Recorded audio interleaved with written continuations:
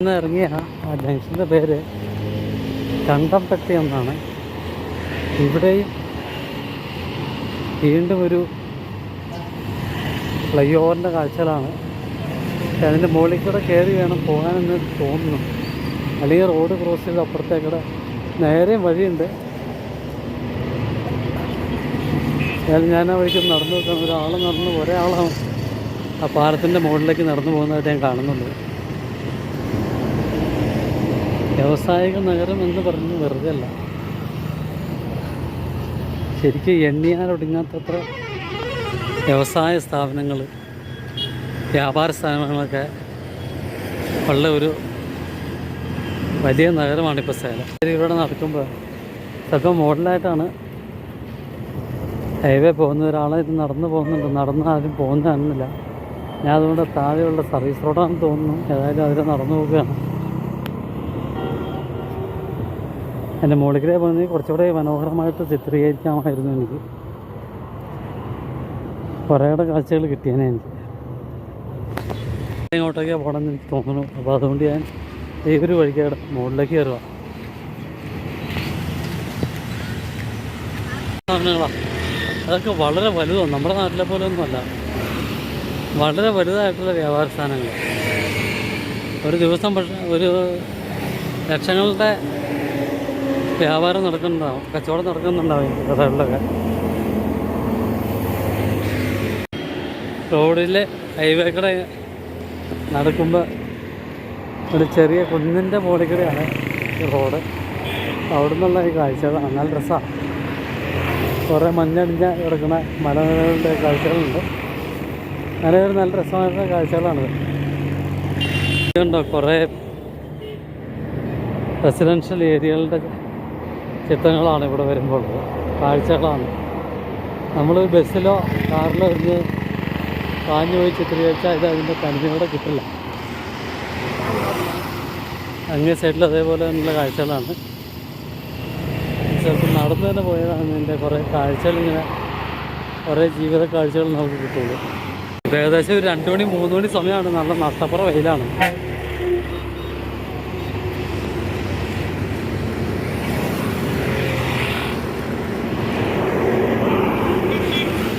Dharmapuri 65 kilometre. പണ്ട് ബൈപ്പാസൊക്കെ വന്നതിന് മുമ്പ് എനിക്ക് തോന്നുന്നു എല്ലാ ബസ്സുകളും ലോറികളും ഒക്കെ പാസ് ചെയ്തുകൊണ്ടിരുന്ന ഒരു നാഷണൽ ഹൈവേ 47ൻ്റെ ഭാഗമാണ്. ഇപ്പോൾ 44 എന്നാണ് അവർ എഴുതി വെച്ചേക്കുന്നത്.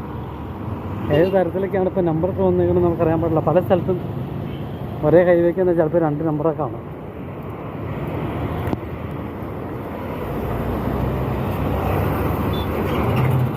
പക്ഷെ ഇത് വേറെ റോഡാണെന്ന് എനിക്ക് തോന്നുന്നു. അവിടെ ബൈപ്പാസിൽ നിന്ന് വലത്തോട്ട് തിരിഞ്ഞ് ധർമ്മപുരി എന്ന് പറഞ്ഞ സ്ഥലത്തേക്ക് പോകുന്ന റോഡാണ്. അപ്പോൾ ഇത് നാഷണൽ ഹൈവേ 44ആണ്. ഇത് വേറെ ഹൈവേ. അപ്പോൾ ഇതിൻ്റെ അടിയിലൂടെ ഒരു സിംഗിൾ റെയിൽപാത പോകുന്നുണ്ട്. അങ്ങോട്ടുള്ളതൊന്നും കൃത്യമായിട്ട് അറിയില്ല.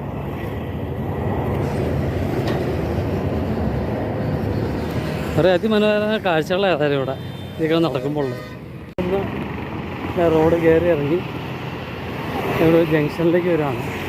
ഇവിടെ ഇടത്തോട്ട് പോയിട്ടുണ്ടെങ്കിൽ സേലം ജംഗ്ഷൻ, അതേപോലെ റെയിൽവേ സ്റ്റേഷൻ,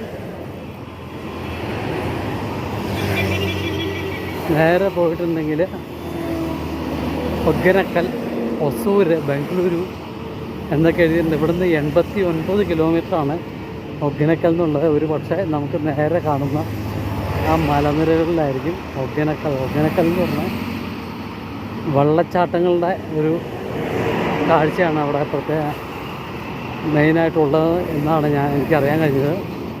പിന്നെ പാവങ്ങളുടെ ഊട്ടി എന്നറിയപ്പെടുന്ന സ്ഥലമാണ് ഈ ഒഗ്ഗനക്കൽ. ഏതായാലും അവിടേക്കൊന്ന് പോകണമെന്നുള്ള കണക്കൂട്ടലിലേക്ക് എന്ന് വന്നത്. പക്ഷേ ഇപ്പോൾ സമയം ഒരുപാട് താമസിച്ചു. അങ്ങോട്ട് പോയിട്ടുണ്ടെങ്കിൽ 2-2.5 മണിക്കൂർ കഴിഞ്ഞ് വേണം. ഇപ്പോൾ തന്നെ മണി 3 ആവാറായി. അപ്പോൾ അതുകൊണ്ട് അങ്ങോട്ട് ഞാൻ പോകുന്നില്ല. അപ്പോൾ എനിക്ക് തോന്നുന്നു സിറ്റിക്ക് ഉള്ളിൽ കൂടെ പോകുന്ന ഹൈവേക്ക് 44 ബൈപ്പാസ് ചെയ്ത് പോകുന്നതിന് 544 എന്നൊക്കെയാണ് പേര എന്ന് തോന്നുന്നു. നമ്മുടെ ഓർമ്മയിലൊക്കെ ധർമ്മപുരി എന്ന് പറഞ്ഞ സ്ഥലം ബാംഗ്ലൂർ ഹൈവേ തന്നെ ആയിരുന്നു. പക്ഷേ ഇപ്പോൾ ഇങ്ങനെ പല സ്ഥലത്തും ഹൈവേയുടെ നമ്പർ പല സ്ഥലത്തും മാറി കാണുമ്പോൾ നമുക്ക് ഒരു കൺഫ്യൂഷൻ ഉണ്ടാവും. ഇതേ ആ മലനിരകളിലൊക്കെ ഉണ്ടാവും. ഒരു പക്ഷേ അവിടെ എവിടെയെങ്കിലും ആയിരിക്കും ഈ ഹൊഗനക്കൽ എന്ന് പറഞ്ഞ സ്ഥലവും അവിടുത്തെ മനോഹരമായിട്ടുള്ള വെള്ളച്ചാട്ടങ്ങളും. ഏതായാലും അങ്ങോട്ട് പോകാനുള്ള സമയമൊന്നും നമുക്കില്ല. വീണ്ടും നേരെ ചെല്ലുന്ന അടുത്ത ഫ്ലൈ ഓവറിലേക്കാണ്. ഇവിടെ എനിക്ക് തോന്നുന്നു ഇവിടെ മുഴുവൻ ഇനി അങ്ങോട്ട് മുഴുവൻ ഫ്ലൈ ഓവറാണെന്ന് എനിക്ക് തോന്നണേ. ആദ്യമായിട്ടാണ് ഈ സേലത്തേക്ക് ഇതുപോലെ നടന്നു വരുന്നത്. ഇങ്ങനെ എത്തിരിക്കുകയാണ് എനിക്ക് തോന്നുന്നു. ഇന്നലെ ഇടത് വശത്തേക്കാണ് സേലം ടൗണിൽ എനിക്ക് തോന്നുന്നത്. അതിൽ ബോർഡുണ്ട്, ആ ബോർഡ് നോക്കി പോവാം. അല്ല നമുക്ക് വഴിയൊന്നും അറിയില്ലല്ലോ. പക്ഷെ ആ മലയിൽ ഒരു മഞ്ഞ് വീണ് കിടക്കുന്ന കാഴ്ചകൾ നല്ല രസമുള്ള കാഴ്ചകളാണ്. കഴിഞ്ഞ ദിവസങ്ങളിലൊക്കെ തമിഴ്നാട്ടിൽ മഴയായിരുന്നു തോന്നും. ഇന്നിപ്പോൾ ഏതായാലും വലിയ മഴയില്ല, നല്ല കാലാവസ്ഥയാണ് ഇതുവരെ. നടന്നെത്തിരി ജംഗ്ഷൻ ന്യൂ ബസ് സ്റ്റാൻഡുള്ള ജംഗ്ഷനിലാണ്. അപ്പോൾ ന്യൂ ബസ് സ്റ്റാൻഡ് വലതുവശത്താണെന്നാണ് കാണിച്ചേക്കുന്നത്. അതായത് അവിടെ വരെ ഇപ്പോൾ കഴിഞ്ഞ പ്രാവശ്യം നമ്മൾ വന്നു പോയ ബസ് സ്റ്റാൻഡാണെന്ന് എനിക്കറിയില്ല. അല്ലെങ്കിൽ ഇതുപോലെയുള്ള സിറ്റികളിൽ 3-4 വലിയ ബസ് സ്റ്റാൻഡുകളൊക്കെ ഉണ്ടാവും. ഏതായാലും അവിടെ നിന്ന് പോയി നോക്കാം, അവിടുത്തെ കാഴ്ചകളും കൂടെ ഒന്ന് നോക്കാം. തിരിഞ്ഞ് ന്യൂ ബസ് സ്റ്റാൻഡിനെതിരെ ഒഴിക്കാൻ പോകാം. ഞങ്ങളുടെ ആ ചെല്ലിൽ നിന്ന് നമുക്കറിയാൻ പറ്റില്ല. എന്തായാലും വലത്തോട്ട് തിരിഞ്ഞ് പോയി വെക്കാം. വലത്തോട്ട് ആ ന്യൂ ബസ് സ്റ്റാൻഡിനെതിരെയാണ്.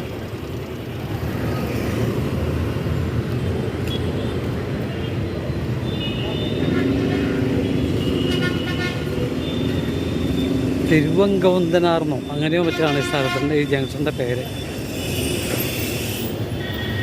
അതൊക്കെ അടുത്തിടെ അത്രയും വലിയ ജംഗ്ഷനായിട്ട് വലിയ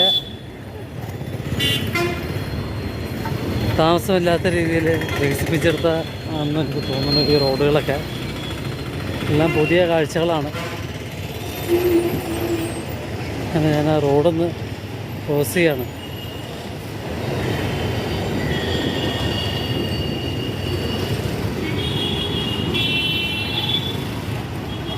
സ്റ്റാൻഡ് റോഡെന്ന് പറഞ്ഞാൽ നമ്മൾ റോഡിലേക്ക് കയറി എന്ന് മാത്രമേ ഉള്ളൂ. ഇത് എവിടെയാണെന്ന് അറിയാൻ പറ്റില്ല. കുറേ ദൂരത്താണെന്ന് എനിക്ക് തോന്നുന്നു. ബസ്സുകളൊക്കെ പാഞ്ഞു പോകേണ്ടി വരും. എല്ലാം 4 ലൈനിലുള്ള റോഡാട്ടോ. സേലം ടൗണിലെ മിക്കവാറും എല്ലാ റോഡുകളും തന്നെ 4 ലൈനിലുള്ള റോഡുകളാണ്. ഏകദേശം 2:55 3 മണിക്കൂർ എടുക്കുകയാണ്. സ്റ്റാൻഡിൽ ചെന്നാൽ ഏതെങ്കിലും ബസ് പിടിക്കുക, നമുക്ക് നേരെ തിരിച്ച് വീട്ടിലേക്ക് പ്രയാണം തുടങ്ങുന്നതാണ് എൻ്റെ പരിപാടി. അതിൻ്റെ ഇടയ്ക്ക് അവിടെ വലിയൊരു ബിൽഡിങ്ങിൻ്റെ കാഴ്ചകൾ. അതൊരു കല്യാണ മണ്ഡപമാണ് എന്നെനിക്ക് തോന്നുന്നു. അതിൻ്റെ പേര് ശ്രീ വരലക്ഷ്മി മഹാൾ എന്നാണ്. ശ്രീ വരലക്ഷ്മി മഹാൾ എന്നാണ്. അതിമനോഹരമായിട്ട് വെള്ള പെയിൻ്റൊക്കെ അടിച്ച് ഉള്ളൊരു അതിമനോഹരമായിട്ടുള്ള കെട്ടിടത്തിൻ്റെ ഒരു കാഴ്ചയും, അതേപോലെ തമിഴ്നാടിൻ്റെ SCTCയുടെ ലക്ഷറി ബസ്സുകളുടെ കാഴ്ചകളാണ് അധികവും. അതായത് അവർ സേലത്തിനും കോയമ്പത്തൂരിനും ഇടയ്ക്ക് ഏകദേശം 168 കിലോമീറ്ററോളമുണ്ട്. AC ബസ്സുകളിൽ കൃത്യമായിട്ട് ഓടിക്കുന്നത് 190 രൂപയുള്ളൂ. ഏകദേശം 40 സീറ്റാണെന്ന് എനിക്ക് തോന്നുന്നു. എല്ലാം ബൈപ്പാസ് റൈഡറുകളാണ്.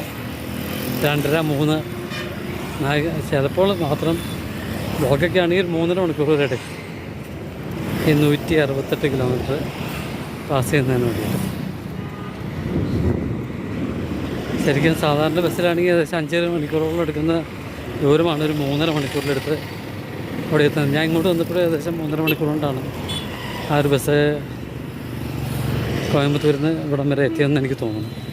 ഇടയ്ക്ക് ഞാൻ ഇറങ്ങിയെന്നുള്ള വേറെ കാര്യം. പക്ഷെ എന്നാലും പോകുന്ന ബസ്സാണോ? ആ പോകുന്ന ബസ് കോവൈ, അതായത് കോയമ്പത്തൂർക്ക് പോകുന്ന ബസ്സാണ്. പോയിൻ്റ് ടു പോയിൻ്റാണ്. കൃത്യമായിട്ട് പറഞ്ഞിരിക്കുന്ന സ്റ്റോപ്പുകളിൽ മാത്രമേ നിർത്തുള്ളൂ. മിക്കവാറും ബൈപ്പാസ് റൈഡറും ആയിരിക്കും. ഇത് കരൂർക്കുള്ള ബസ്സാണ്. അടുത്ത ബസ് കോവയ്ക്ക്. ഇത് തിരുച്ചിക്കുള്ള ബസ്സാണ്. 1 to 9 അങ്ങനെയൊക്കെ പറഞ്ഞാണ് ഓരോ ബസ്സിൻ്റെ. ഒരുപക്ഷെ 1 to 1 എന്ന് വെച്ചാൽ മിക്കവാറും ഇവിടുന്ന് വിട്ടാൽ കോവയിൽ, അതായത് കോയമ്പത്തൂർ മാത്രമേ സ്റ്റോപ്പ് ഉണ്ടാവുള്ളൂ ബസ്സിന്. ഇത് 1 to 9 ഒരുപക്ഷെ 1 മുതൽ 9 വരെ സ്റ്റോപ്പ് വരെ ഉണ്ടാവാം വണ്ടിക്ക്. അതുപോലെ ഈ പോകുന്ന ഒരു ഈറോഡ് ഓർഡിനറി ബസ്സാണ്. അങ്ങനെ എന്തൊക്കെ തരത്തിലുള്ള ബസ് ക്ലാസിഫിക്കേഷനാണെന്ന് അറിയാമുണ്ട്.